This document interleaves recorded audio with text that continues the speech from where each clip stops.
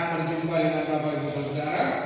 Tetap setia, tetap mencintai Tuhan dan tetap mengasihi Tuhan. Hari ini kebenaran firman Tuhan yang diberikan buat kita adalah bersaksi di marketplace. Jadi Bapak Ibu Saudara, kita sebagai orang percaya gak cukup hanya menjadi jemaat, gak cukup menjadi orang percaya, gak cukup hanya datang ke gereja, dan gak cukup hanya dibekali kita kebenaran firman Tuhan, namun kita sebagai orang percaya kita dapat bersaksi di marketplace.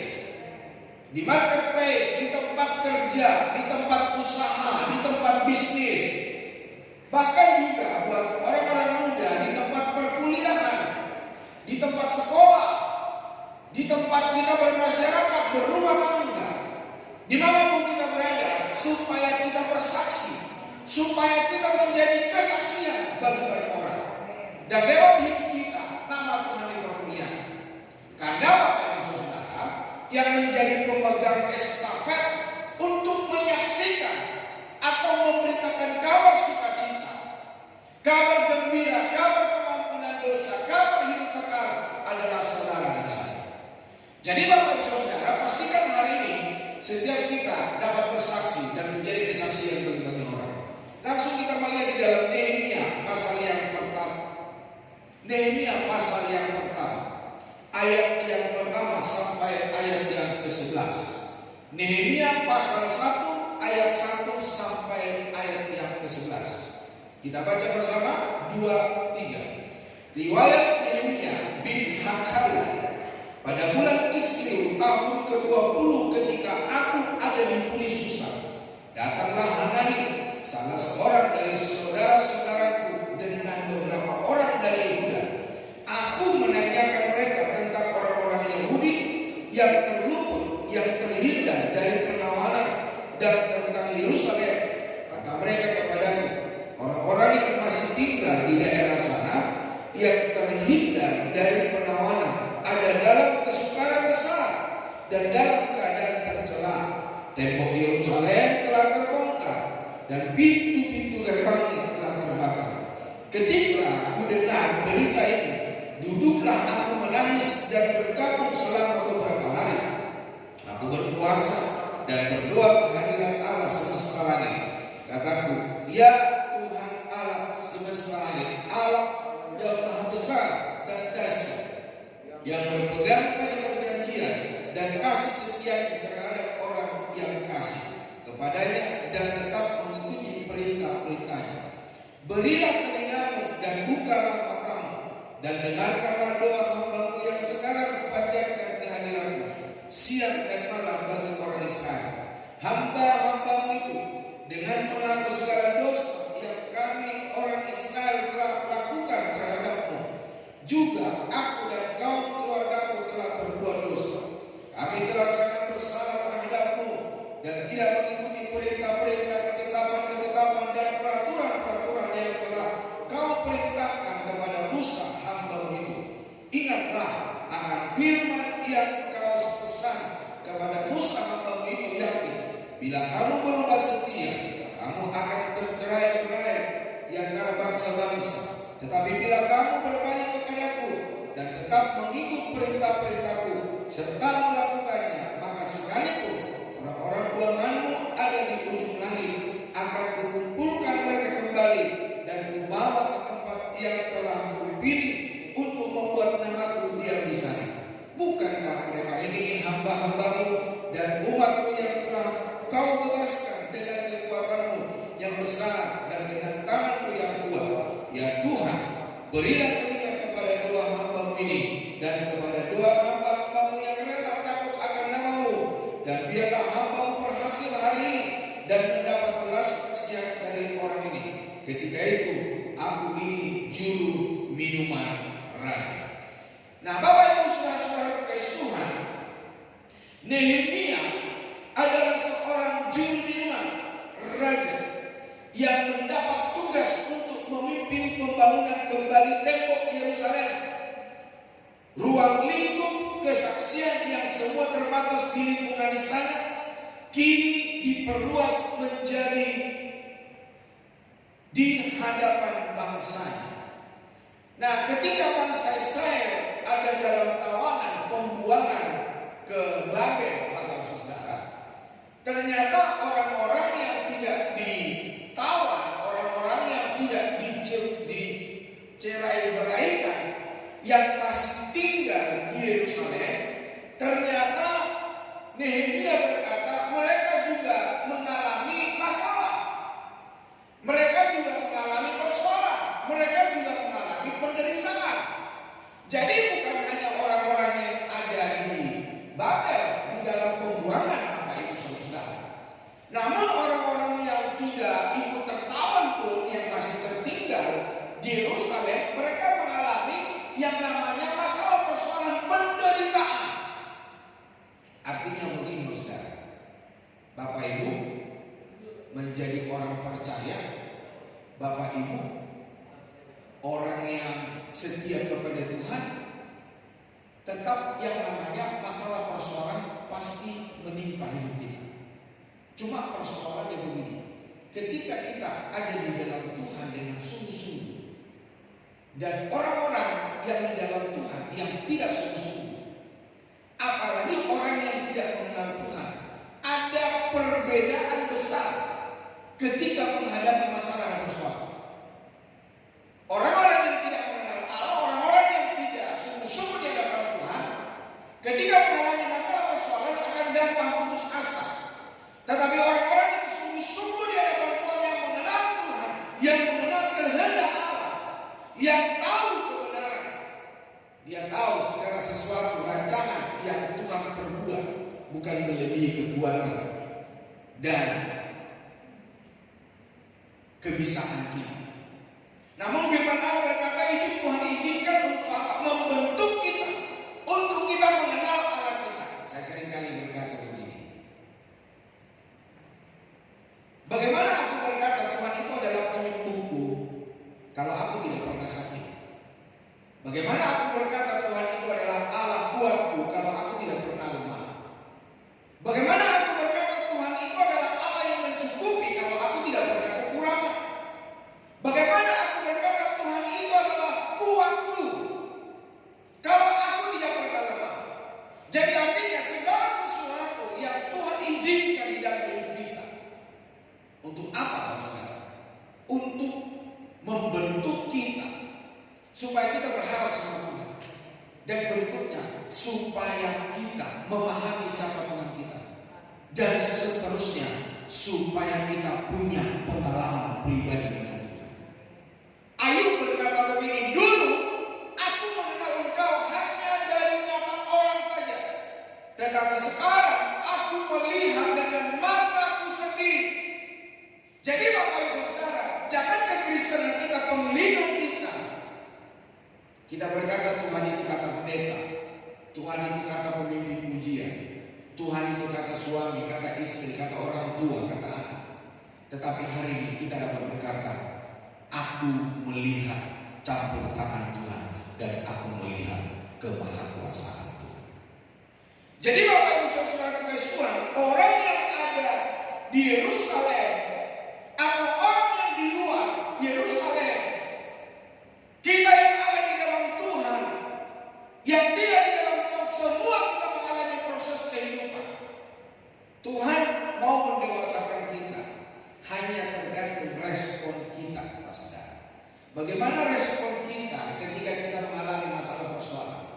Adakah kita langsung putus asa? Apakah kita langsung bersungguh-sungguh?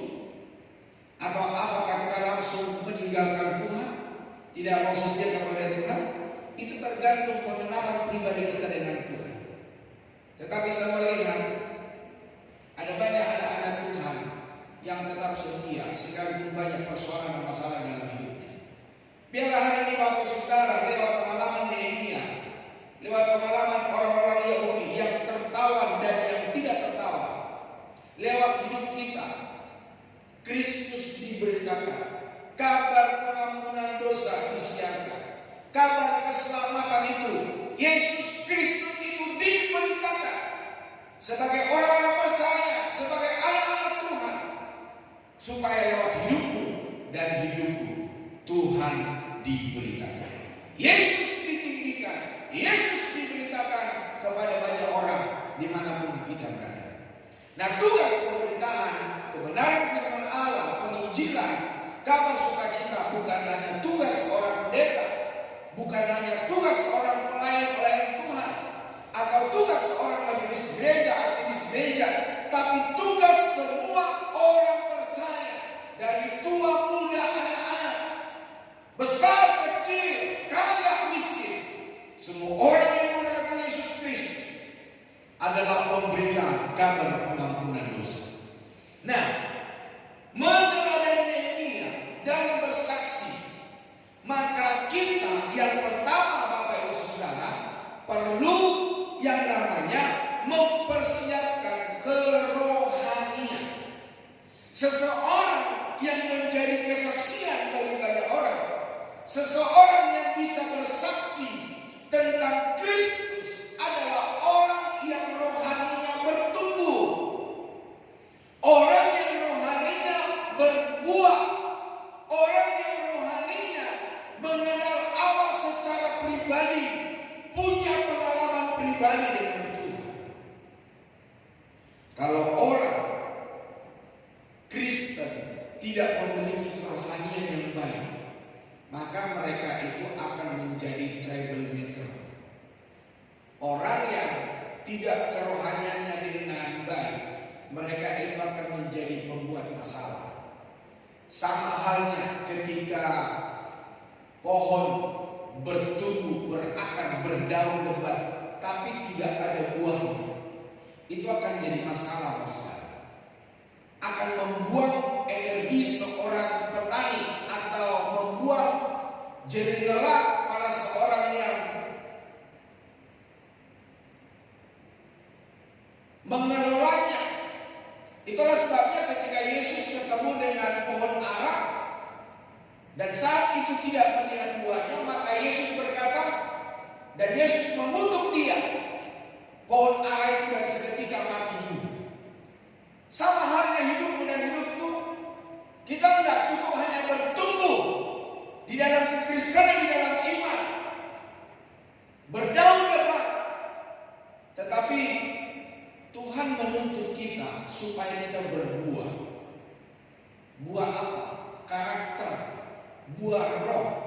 Di dalam Galatia 5, Bapak Ibu Saudara bisa belajar buah yang harus kita nampakkan. Orang dapat menikmati dari hidup kita, Saudara. Jadi persiapkan kerohanianmu supaya apa? Supaya kita bukan menjadi batu sandungan bagi banyak orang. Banyak orang Kristen berbicara tentang firman Tuhan, berbicara tentang hal-hal rohani, namun tidak dibarengi tidak ada kebersamaannya dengan kerohaniannya yang baik. Jadi hanya bicara tentang firman, bicara tentang kebenaran, bicara tentang apa kata Tuhan, tetapi namun hidupnya tidak menggambarkan, tidak meneladani apa yang dia katakan. Nah, orang-orang Kristen, apa yang dikatakan itu juga yang terjadi dalam hidupnya. Itu yang namanya integritas. Orang Kristen harus berintegritas. Apa yang diberitakan, apa yang diperkatakan, hal-hal yang baik, itu yang harus terjadi di dalam hidup kita. Jadi Bapak Ibu Saudara, mari kita persiapkan kerohanian kita dengan baik dan benar. Supaya apa? Supaya kita bisa bersaksi dan kita menjadi kesaksian. Nah, Bapak Ibu Saudara, hidup kita hari ini adalah menjadi kesaksian bagi banyak orang. Makanya firman Allah berkata bahwa hidupmu dan hidupku adalah suratan Kristus yang terbuka. Semua orang bisa melihat. Ya mungkin kalau Alkitab nggak semua orang bisa lihat. Nah, kecuali mereka download Pak Ustaz. Tetapi tidak semua orang yang download, tidak semua orang punya Alkitab, tidak semua orang bisa buka Alkitab. Tetapi saudara, dimanapun Bapak Ibu berada, tidak ada seorang pun yang menolakmu ketika engkau ada di tengah-tengah mereka. Dan ketika engkau menampakkan karakter Kristus. Bapak Ibu saudara-saudara terkasih Tuhan, itulah sebabnya sore hari ini persiapkan kerohanian.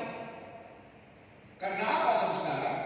Rasul Paulus berkata, ketika Injil itu, firman Allah itu terukir di loh hati kita, di loh hati manusia, maka kita bisa menjadi kesaksian. Terukir bukan di atas kertas, terukir bukan di atas kaca, terukir bukan di atas tegel atau marmer, di dinding, di tembok, di besi, di pasir, di batu, bukan. Tetapi firman itu, Injil itu terukir di loh hati kita. Sehingga ketika firman Allah terukir di loh hati kita, perbuatanmu, tutur katamu, cara kerjamu, caramu bersahabat, bermasyarakat akan menggambarkan Kristus. Karakter kita, respon kita adalah respon Kristus. Bukan kedanian, bukan duniawi yang keluar, tapi Kristus yang dimuliakan. Yang pertama-tama yang disiapkan oleh Nehemia bukan strategi jasmani semata, namun ia memilih untuk mengambil langkah doa puasa sebelum menjalankan tugas kesaksiannya. Ada contoh di dalam Alkitab, yaitu tentang Mordekai dan Esther di kerajaan Ahasuerus. Bapak Ibu saudara, Mordekai, Esther adalah orang-orang Yahudi yang ada di kerajaan Ahasuerus. Dan ada di situ yang namanya Haman, yang cemburu, yang iri dengan keadaan orang Yahudi, sehingga dia mereka-rekakan kejahatan kepada orang Yahudi yang ada di kerajaan Ahasuerus. Maka dia minta surat kuasa kepada raja. Dia menjadi pemimpin, dia menjadi ngambil keputusan di situ. Nah, Bapak Ibu saudara, dikatakan di situ orang-orang yang tidak menyembah, orang-orang yang tidak mengikuti peraturan dari Raja Ahasuerus, maka orang-orang itu akan disulahkan di tiang gantungan, digantung. Dan itu ditujukan oleh Haman kepada orang Yahudi di kerajaan Ahasuerus. Nah, Bapak Ibu saudara, ketika surat perintah dan kuasa itu diberikan kepada Haman, maka dia menyebarkan surat itu ke seluruh negeri. Dan semua orang pemerintah di negeri itu menerima surat itu.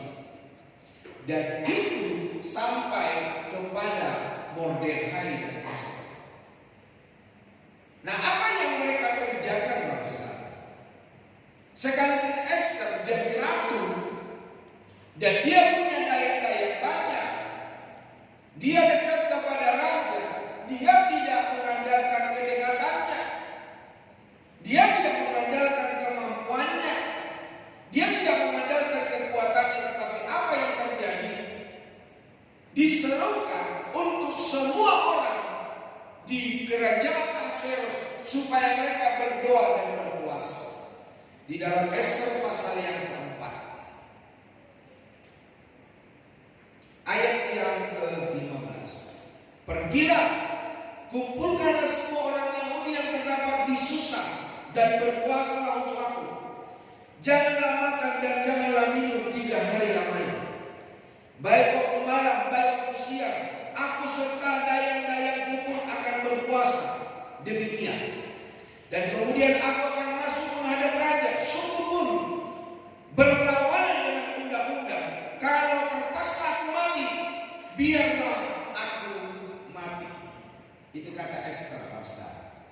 Jadi Esther menyerukan supaya orang-orang Yahudi itu berpuasa 3 hari 3 malam. Pasal 4 ayat 11. Semua pegawai raja serta penduduk daerah-daerah kerajaan mengetahui bahwa bagi setiap laki-laki atau perempuan yang menghadap raja di pelataran dalam dengan tiada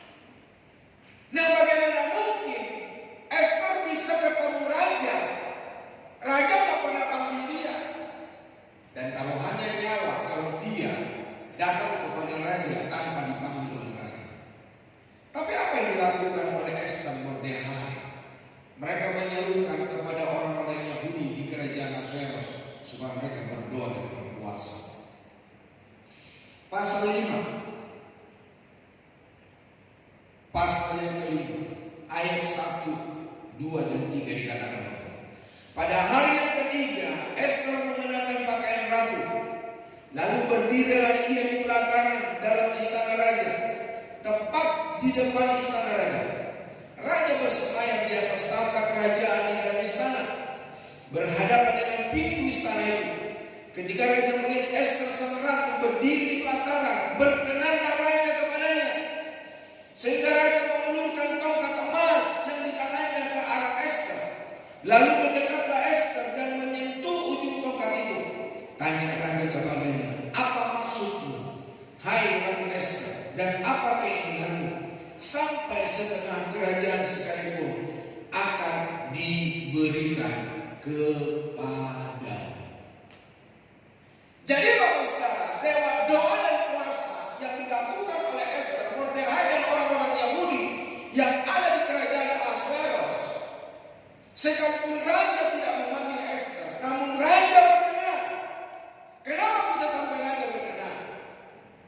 Karena Ester, Mordekai, dan orang-orang Yahudi di kerajaan Ahasveros, mereka merendahkan diri di hadapan Allah.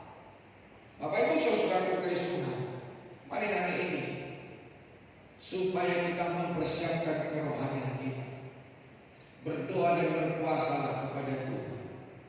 Di gereja ini setiap hari Kamis kita ada doa dan puasa, dan pada malam hari kita jam 7 malam ada di tempat ini, pujian penyembahan, berdoa, dan juga kita berkonsel. Itu bentuknya untuk apa? Supaya kerohanian kita bertumbuh, supaya kekristenan kita bukan hanya Kristen KTP, tapi Kristen kita adalah Kristen yang punya pengalaman dengan Tuhan. Kita tahu kebenaran Allah, kerohanian kita bertumbuh dari sehari ke sehari. Jadi Bapak Ibu saudara terkasih Tuhan, mari hari ini bagaimana supaya hidupmu menggambarkan Kristus, supaya hidupmu, firman Allah berkata, menjadi terang dan garam dunia. Persiapkan rohanimu. Kita nggak bisa bertumbuh kerohanian, kita tidak pernah baca Alkitab, kita tidak pernah berdoa, kita tidak pernah berpuasa, dan kita tidak punya komunitas yang sehat, saudara. Tidak mungkin. Seperti ada orang-orang berkata, saya perlu ke gereja, saya orangnya baik, saya di rumah aja beribadah lewat radio, lewat YouTube, lewat streaming. Ya memang gak ada yang gesekan dengan dia baik-baik saja. Tetapi coba dia bergesekan dengan orang lain. Mari kita buktikan bagaimana emosinya, bagaimana dagingnya. Tapi bagi Bapak Ibu saudara yang ada di komunitas, tentu teman kita itu semua bukan yang baik-baik, betul? Namun lewat teman kita itu kita digesek, diasah semakin tajam, dan kita bertumbuh dewasa di dalam Kristus. Nah yang kedua, lewat pengalaman yang dialami oleh Nehemia, apa yang diajarkan bagi kita? Yang kedua adalah menyadari kesalahan. Jadi Bapak Ibu saudara terkasih Tuhan, bagaimana supaya kita dapat menjadi kesaksian, kita dapat bersaksi, yaitu kita bertumbuh di dalam kebenaran, kita bertumbuh di dalam hidup berkenan kepada Tuhan, yaitu menyadari kesalahan, tidak berbuat dosa lagi, tidak melakukan hal-hal yang negatif lagi. Sehingga apa saudara? Sehingga ketika kita berbicara tentang Kristus, kita berbicara tentang kebenaran firman Allah, orang dapat menerimanya. Karena apa? Apa yang kita katakan itu sesuai dengan kehendak Allah, dan apa yang kita katakan sesuai dengan apa yang kita kerjakan. Jangan seperti yang saya bilang tadi, ada banyak orang ngomong tentang firman namun dia tidak hidup dalam firman. Ada banyak orang berkata mengampuni tapi dia tidak mengampuni. Ada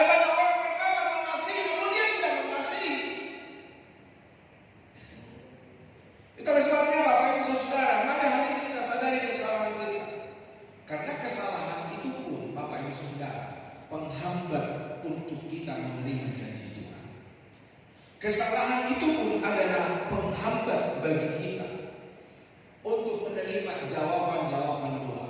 Kesalahan yang kita lakukan itu juga penghambat bagi banyak orang untuk tidak mengenal akan Allah. Orang akan berkata, ya, gua mah lebih baik dari lu. Lu mah cuma Kristen doang. Lu mah cuma ke gereja, tapi engkau tidak berubah. Hidupmu udah gak berubah. Sejak aku kenal engkau orangnya begitu. Ngomongnya kasar, bicaranya nyakitin hati. Dari mulutnya keluar kebun binatang. Dari mulutmu keluar menjas orang. Kata-kata negatif selalu yang keluar. Bagaimana Kristen kita kalau kita ini tidak menyadari kesalahan kita? Hari ini mari kita berbicara sesuai dengan kebenaran firman Allah. Mewakili bangsanya, Nehemia menyatakan di dalam doanya bahwa ia bersalah di hadapan Tuhan. Kesalahan yang dilakukan adalah berupa pelanggaran terhadap perintah, ketetapan dan peraturan firman yang Tuhan sampaikan melalui Musa. Jadi Bapak Ibu Saudara, ada banyak kesalahan-kesalahan yang dilakukan oleh bangsa Israel. Bukan hanya bangsa Israel, Musa pun yang memimpin bahwa bangsa Israel keluar dari tanah Mesir melakukan kesalahan di hadapan Allah. Nah, menyadari kesalahan menjadi langkah penting untuk pertobatan dan bergantung kepada kuasa Tuhan dalam kesaksiannya. Nah, kalau kita tidak berubah, kalau kita melakukan kesalahan, maka janji Tuhan tidak digenapi dalam hidup kita. Contoh di dalam firman Tuhan itu adalah Musa. Siapa yang tidak dikenal? Siapa yang tidak kenal dengan Musa oleh bangsa Israel sampai hari ini? Namun Bapak Ibu Saudara, di dalam Bilangan pasal 20 ayat 11 dan 12, ketika bangsa Israel bersungut-sungut mengerang kepada Allah dan juga bersungut-sungut kepada Musa karena mereka tidak punya air minum, maka Musa berseru kepada Allah dan Allah berkata kepada Musa, ngomonglah, bicaralah ke bukit batu itu, maka bukit batu itu akan mengeluarkan air. Tetapi apa yang terjadi Bapak Ibu Saudara? Musa tidak taat. Mungkin karena sudah emosi darah tinggi, melihat orang Israel yang tegar tengkuk, yang sudah melihat mujizat, yang sudah melihat kemuliaan Allah, yang sudah melihat api ketika malam hari mereka berjalan di padang gurun, dan melihat tiang awan ketika mereka di padang gurun, ketika mereka juga melihat manna turun dari surga, burung puyuh sehingga mereka bisa makan daging dalam perjalanan di tanah gurun itu. Tapi bangsa Israel kok bersungut-sungut. Mungkin Musa emosi. Sekarang Musa mau berbicara kepada bukit batu, tapi apa yang dilakukan? Musa mengangkat tongkatnya, terus dia pukul bukit batu itu. Airnya keluar enggak? Airnya keluar enggak? Keluar. Tapi Musa berdosa terhadap Allah. Di dalam ayat 11 dan 12 dalam Bilangan 20 dikatakan, sesudah itu Musa mengangkat tangannya lalu memukul bukit batu itu dengan tongkatnya 2 kali. Maka keluarlah banyak air sehingga umat itu dan ternak mereka dapat minum. Ayat 12, perhatikan. Tetapi Tuhan berfirman kepada Musa dan Harun, karena kamu tidak percaya kepadaku dan tidak menghormati kekudusanku di depan mata orang Israel, itulah sebabnya kamu tidak akan membawa jemaah ini masuk ke negeri yang akan kuberikan kepada mereka. Musa mengeluarkan, Harun mengeluarkan bangsa Israel dari perbudakan di tanah Mesir, tapi hanya membawa keluar dari Mesir. Mereka tidak sampai ke tanah Kanaan. Oleh karena apa? Kesalahan. Mereka berdosa di hadapan Tuhan, tidak taat akan kebenaran firman Allah. Musa hanya melihat dari